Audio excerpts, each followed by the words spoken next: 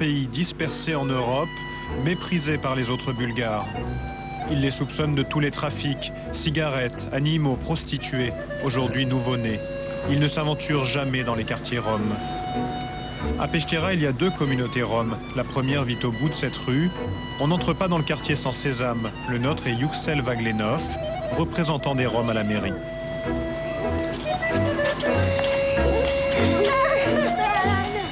Ce qui nous frappe d'emblée dans le quartier, c'est le nombre d'enfants et de berlines allemandes. On a des voitures chères ici, Volkswagen, BMW, Mercedes. Et ils font quel travail, ceux qui les conduisent? Ils bossent illégalement à l'étranger.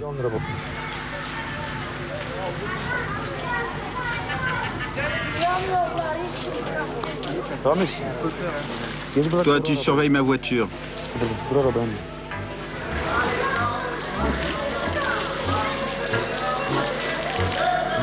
Yuxel ne le cache pas, la moitié des hommes du quartier travaillent illégalement en Europe de l'Ouest, la plupart en France, dans le secteur du bâtiment.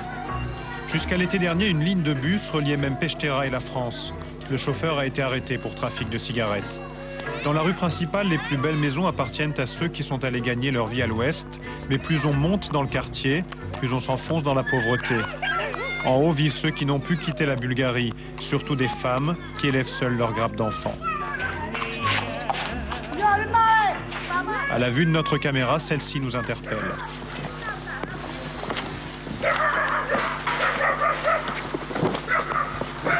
Qu'est-ce qui se passe?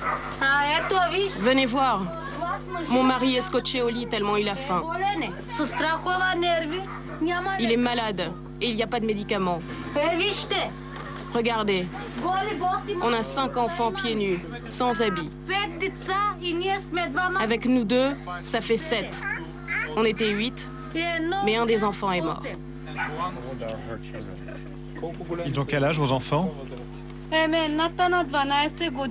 La plus grande a 12 ans. Et celle-là, elle a 10 ans.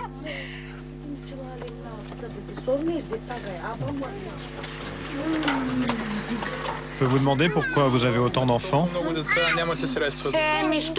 On n'a pas assez de sous pour avorter. On n'en a même pas pour nous-mêmes, pour rien. On n'a rien. Mon mari est malade. On n'a même pas les moyens d'envoyer les enfants à l'école. Pauvre gamin. Tout le monde ici sait ce qui s'est passé en France et beaucoup de Roms de Pechtera ont honte. Ils se bousculent pour venir le dire devant notre caméra. On vendrait pas nos enfants, même si on devait dormir dehors. Pourquoi le vendre? Tu prends l'argent, tu le dépenses et ton enfant, il est perdu pour toujours. Est-ce pour détourner notre attention? Les habitants de ce quartier conseillent de fouiller à 1 kilomètre de là, dans l'autre quartier Rome. Moi qui suis conseiller municipal depuis longtemps, j'ai eu des informations.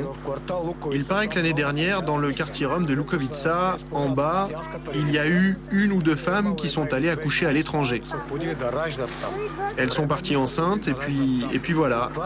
Mais bon, ce sont des rumeurs. La rivalité entre les 2 quartiers va nous permettre d'avancer dans l'enquête.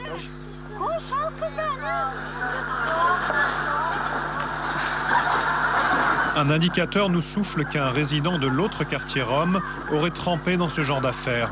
On le surnomme King Kong. Avec notre informateur, nous partons à sa recherche.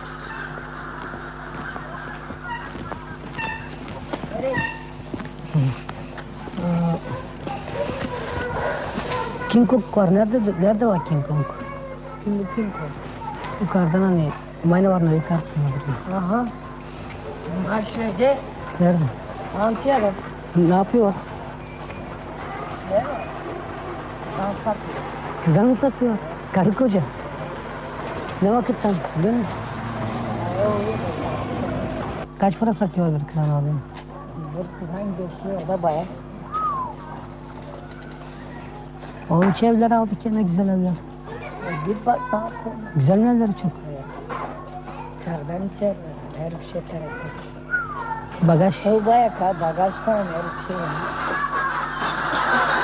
La maison qu'il nous indique est un peu plus loin, sur la gauche. C'est celle-là. La maison de celui qui vend les bébés.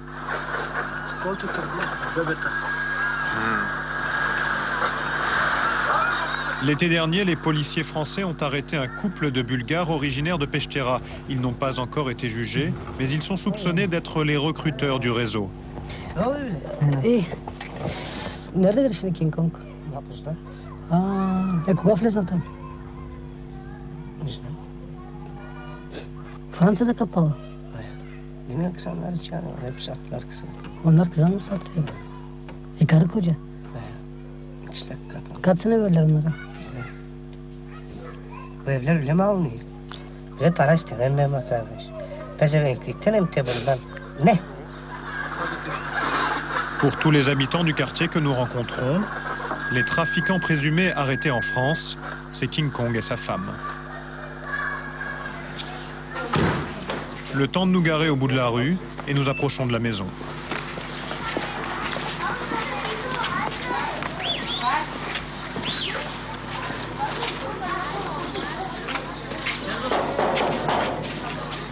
Elle est fermée et gardée par un berger allemand. Immédiatement, tous les voisins arrivent. Bonjour. Bonjour. Vous parlez français? Comme ça. Comme ça. Bonjour. Oh, monsieur, parlez français. Ah, vous parlez français aussi? Non. Bonjour. Bonjour. Tout le monde parle français. Bonjour. Bonjour, monsieur. Bonjour. Désormais, la caméra est bien visible et plus personne ne sait rien. Bonjour. Il est là? Vous savez pas? Je sais pas. Je sais pas. Allez, raconte-leur des salades. Vous pouvez demander s'il y a quelqu'un qui sait s'il est là? Non. Je sais pas, mais je comprends pas rien. Qu'est-ce que vous voulez? Je vais vous expliquer. Ouais. Lui, il est en prison en France, dans une affaire de vente de bébés. De les enfants. Ouais, vous comprenez? Vous savez oui, je comprends bien, mais peut-être qu'il a dit ça. C'est une menteur, je sais pas. Je connais pas bien lui. C'est pas vrai? Non, c'est pas vrai ça. Il a menté. Qui l'a dit? Il a menté. Ouais. C'est pas possible. C'est la police. Il fallait vendre la bébé. Non, c'est pas vrai. Non. Selon eux, le propriétaire de la maison est un honnête maçon qui a fait fortune dans le bâtiment. Il boit pas, il fume pas, il fait pas de braquage. Cette femme se présente comme sa cousine. Elle nous donne sa photo et son nom, Gancho Georgiev.